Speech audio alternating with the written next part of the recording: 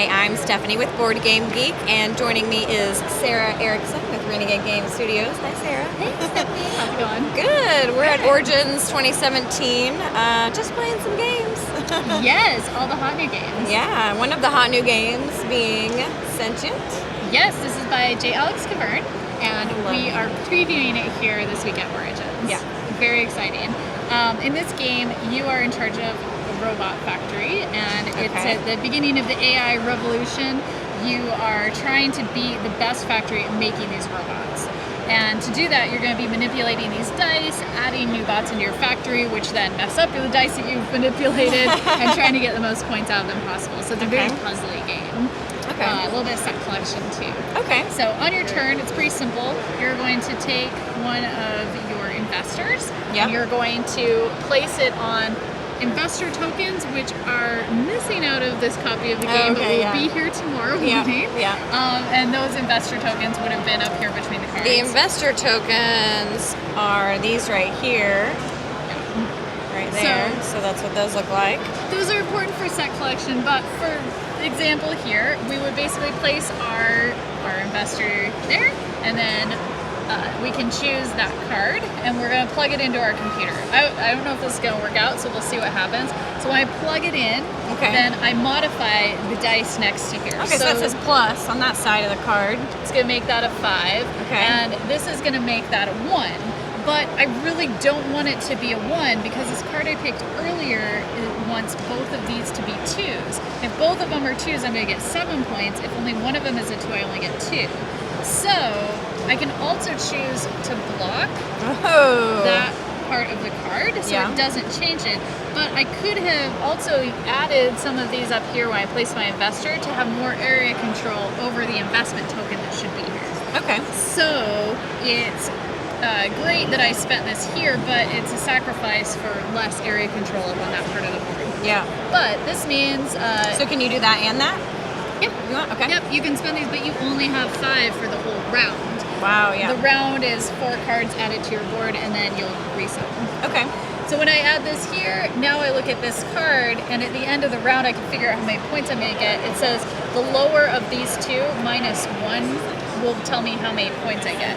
Since the lower one is 2, this card is only worth 1 point. Yeah. Not ideal. I maybe would have picked a different card, but that's the one I picked this turn. But you didn't. But I didn't. And so then you would go. You would also. So I would refresh this. And I would put my investigator. I'm just going to randomly place on something that looks kind of neat. This one's 6s. Oh, you've got 2 6s. So I can do this and just do this, right? But I have to subtract it, right? Yeah, it's going to change those numbers. Oh, man. So you could block those if you want to. But if I block that's going to use up some of those. It will. Those it will. So that's the choices. Oh, can you increase a 6? It goes around. Oh, okay. So if you do add to a 6, it's going to turn into a 1. So in that case, you would have a 1 and a 5. Okay. Which is not very helpful for your. So if I block both of these, do I get 7 points or 2 points? You'll get 7 points, but only if that 6 is still a 6 at the end of the round. Because remember, you still have 1 more slot to fill. Yeah. And when you place that card, it could potentially change your 6. Okay. So you really have to work this puzzle to make sure you get the right cards in the right place to get you the most points. Yeah. And they vary quite a bit. I have a 2 and a 7 here. There's a lot of 3s and all of the different bots. And I could have also done something like that, right? Yeah. Okay. And those missing investor tokens are important because at the end of each round, you're also going to score points for, you'll score points for these guys, and then you'll also collect those investor tokens if you have the majority of the ones next to it. So if I had, let's say, here, and you had 2 guys here, we would add up, and I've got a total of 1, 2, 3, 4 to collect this investor token. You've only got 2. Yep. But then as we go on, we look at each one in between. Those investor tokens, at the end of the game, they're going to be over on your board, and you will multiply that type of investor. So if I had the information bot investor token, I would multiply those total tokens by the total information bots I have. Okay. So you're trying to match up tokens up here with cards that you take. You each start with one investor token. You've got a Oh, I see that, yeah. information, I've got a military, so the other ones will look similar to those. So is this better for me to try and like match that up with those? You've already got one, Okay, so yeah. you might go for those, Yeah. but you might try and get more points each round instead of going for the endgame score. Yeah. And it's definitely a balance between those two. You might take a card that's not as good for you because you know it's going to score you more points at the end of the game. Yeah. Cool. So it's a very puzzly game. Yeah, there's like a lot to think about. It's these plus this plus these. But plus, very similar to World's Fair, which this is a game by J. Alex Cooper. Yeah. And he did World's Fair 1893 last year. And in a lot of ways, this game reminds me of World's Fair because there are simple decisions that culminate in a lot of different strategy. Very puzzly. Yeah. There's not a lot of conflict, which I really appreciate in games. Yeah. But there's beautiful colors. I mean, there's area control, and that's seems about as much conflict as there is in there. Otherwise, you're just kind of managing. I'm managing my own Canyon Industries over here, and you're managing your.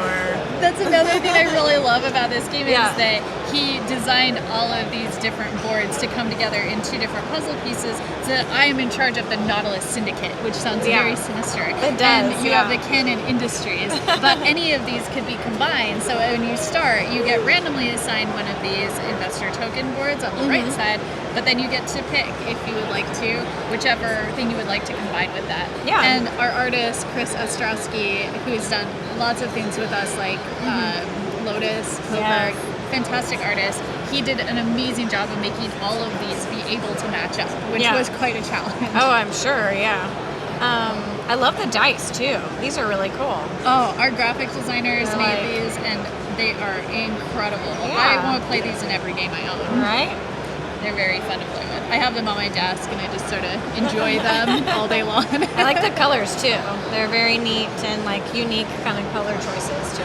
Yeah, And they never move from this spot, right? So it doesn't. At the end of each round, you are actually going to take all of these and roll them, so you have a different, and then they go back to the same spots, which is why they're different color coded. Yeah. And then you'll also collect all of these, set them off to the side for the end of game scoring, and then you play 3 total rounds with blank slate at the beginning of each round. Okay, but you would have already done your middle game scoring using these credits or whatever they're called in Sentient. I don't know. Yep, after you have the 4 cards, you'll score, you'll get your victory points, and then you Redo reset everything, everything, and you do that 3 times. Cool. And so this is available now.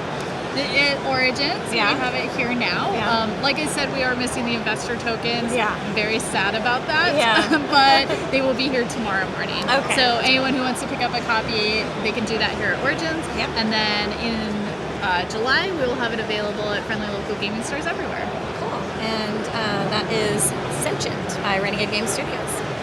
Thank you very much.